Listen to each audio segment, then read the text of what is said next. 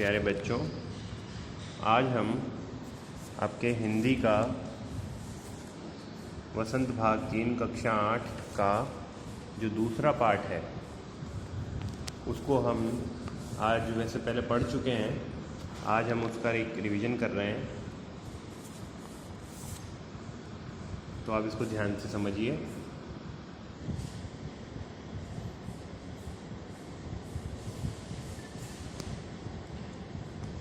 इसके अंतर्गत ये मैंने आपको पहले जब पढ़ाया था कि पहले के ज़माने में जो लघु उद्योग होते थे उसके बारे में बात होती थी कि भाई अलग अलग लोग अलग अलग स्किल से जुड़े हुए काम करते थे। तो इसमें ये व्यक्ति जो है बदलू काका, ये लाख की चूड़ियाँ बनाने का काम करता है।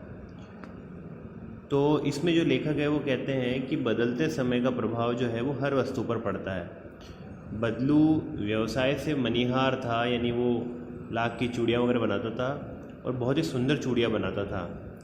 गांव की स्त्रियां उसी की बनाई हुई चूड़ियाँ पहनती थी।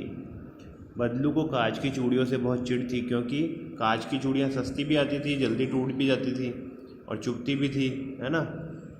और वो खुद क्या है, लाख की चूड़ियाँ बनाने का काम करता था, है ना। इसलिए वो कांच की चूड़ियों की ज़्यादा बड़ाई सुन नहीं पाता था। ये जब मैंने उस समय आपको पाठ पढ़ाया था तब ये सारी चीज़ें हमने जो है ना चैप्टर टू चैप्टर सारी चीज़ें पढ़ी थी। ये देखो, ये बदलू के पास में बैठा है लेखक जब छोटा था तो वो अक्सर अपने ननिहाल के गांव जाता था।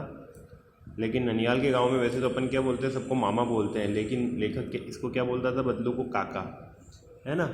तो ये कुछ खास बातें थी। शहर और गांव की औरतों की तुलना करते हुए भी बदलू जो है उससे बात करता था कि शहर की जो औरतें होती है ना, उनकी कलाई बहुत ही नाजुक होती है, इसलिए वे लाख की चूड़ियाँ नहीं पहनती है, क्योंकि लाख की चूड़ियाँ जो है वो थोड़ी मजबूत होती है, मजबूत लोग ही उसको पहन सकते हैं। और लेखक अक्सर गांव जाता तो बदलू काका से ज़रूर मिलता, क्योंकि वह उसको लाख की गोलियां भी बना करके देता था, आम भी खिलाता था।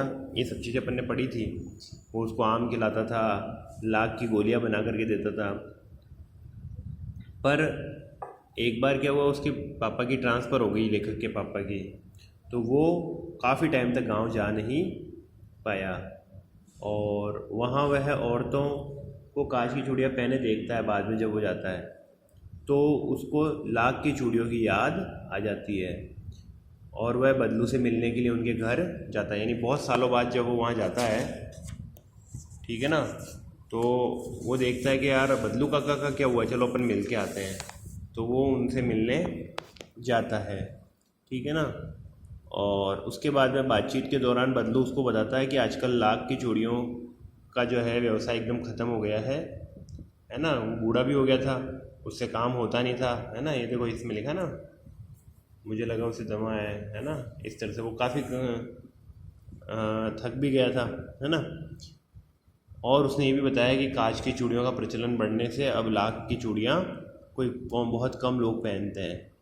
और इस पाठ के द्वारा जो है बेसिकली लेखक ने जो बदलू का स्वभाव है, उसका सीधापन है, उसकी विनम्रता है ना, इन सब के बारे में बताया है। और मशीन युग के आए परिवर्तन को भी उन्होंने बताया कि इस मशीन के युग में जो है जो परिवर्तन आए हैं। और कांच की चूड़ियों के आ जाने से लेखक ने ये बताया है कि जो घरेलू जो ये मनीहार लोग थे, इनके काम में कितना कमी आई है, इनका काम किस तरह से कम हो गया है, ठीक है ना। तो इस तरह से जो है ये लाख की चूड़ियों के बारे में ये पूरा पाठ है।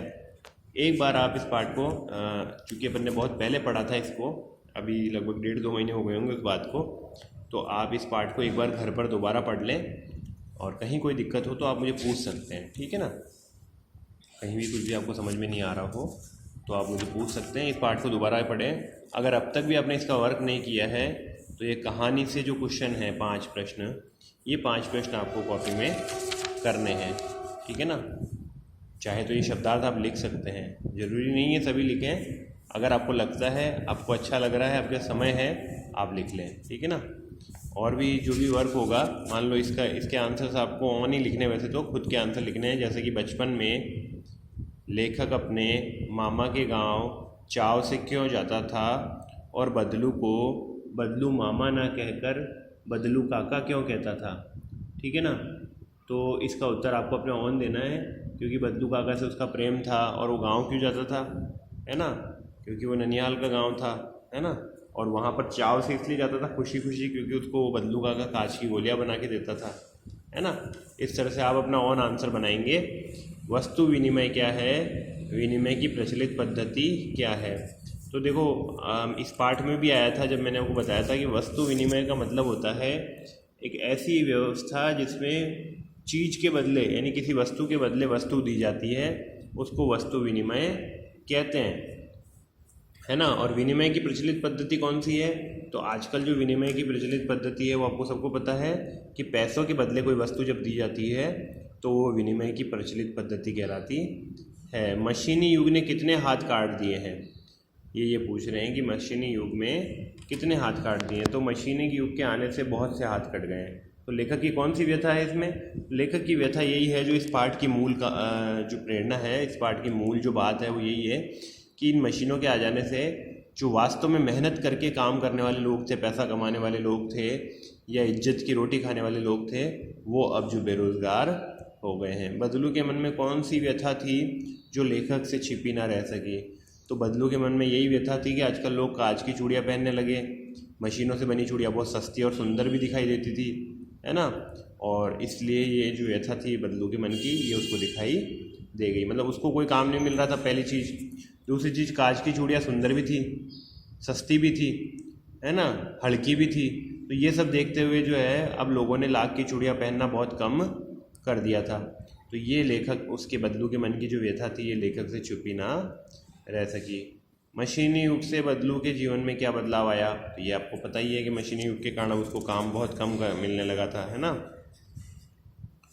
ठीक है ना। तो इस तरह की कई चीज़ें हैं, ये आप अपने ऑन आंसर लिखेंगे तो आप बेहतरीन कर पाएंगे। एक ये जो है ना, बदलू कहानी के दृष्टि से पात्र है, भाषा की बात, व्याकरण वाला जो ये सेकंड टॉपिक है, ये मैंने उस समय भी आपको कहा था कि इसमें संज्ञाएँ बताई गई है। तो एक बार इसको आप पढ़ लेंगे, अगर इस दूसरे टॉपिक को अगर आप पढ़ लेंगे तो जो अपन ने संज्ञा वाला टॉपिक पढ़ा है वो आपका बिल्कुल क्लियर हो जाएगा। इसमें भी वही संज्ञा के 3 मुख्य भेद, व्यक्तिवाचक, जातिवाचक और भाववाचक बताए गए हैं। ठीक है ना। तो ये कुछ इस तरह से है। अगर अब तक आपका वर्क कंप्लीट नहीं है, है ना, तो अब आपको उसको कंप्लीट कर लेना चाहिए। हालांकि हो गया होगा, बहुत सारे बच्चे अभी कॉपी चेक करवाने आए थे परसों ही, तो उन्होंने ये बताया कि भाई हमारा सारा वर्क कंप्लीट है, सब लगभग सब ने सारा काम पूरा कर लिया है। ठीक है ना, जिन्होंने भी कॉपी चेक कराने जो भी बच्चे आए थे। तो अगर अभी तक भी आपने नहीं किया है तो आप कर लें, और जो बच्चे कॉपी चेक कराने नहीं आ सके हैं तो अगली बार जब उनको बुलाया जाएगा 5-10 दिन बाद जब भी, तब वो अपना अभी का आगे का और पहले का सारा वर्क कंप्लीट करके ले आएंगे और कॉपीज़ चेक कराएंगे।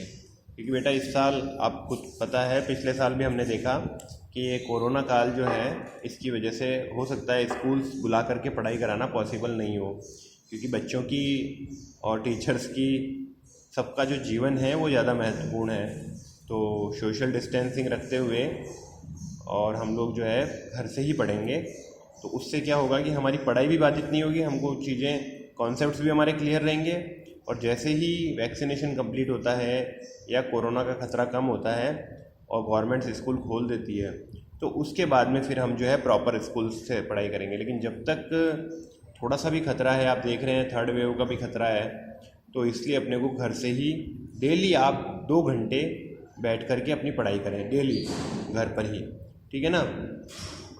तो कोशिश ये करें कि, और अगर आपके घर में कोई बड़े भाई बहन हो, है ना, या आपके माता पिता जो भी समय दे सकते हो, उनको आप अपना वर्क चेक कराएं, उनसे समझें। आसपास में कोई भाई हो आपका बड़ा, है ना, बहन हो, तो क्योंकि पढ़ाई करना बहुत ज़रूरी है। 2 साल से हम देख ही रहे हैं कि पढ़ाई का कॉन्सेप्ट जो है, पढ़ाई तो हो रही है लेकिन उसके जो कॉन्सेप्ट्स हैं बच्चों के क्लियर नहीं हो पा रहे हैं। तो बच्चों के कॉन्सेप्ट्स क्लियर होना बहुत ज़रूरी है, तभी वो आगे की पढ़ाई कर पाएंगे।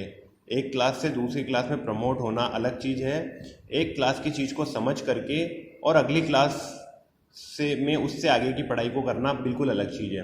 प्रमोट होने से आपको नेक्स्ट क्लास में कोई फ़ायदा नहीं मिल पाएगा, क्योंकि प्रमोट तो आप हो गए, लेकिन अगर आपके कॉन्सेप्ट यहाँ क्लियर नहीं हुए हैं तो आगे आप जो है, आगे वाले कॉन्सेप्ट भी क्लियर नहीं होंगे। क्योंकि हर क्लास में जो पढ़ाई होती है उसके आगे का ही कॉन्सेप्ट अगली क्लास में आता है।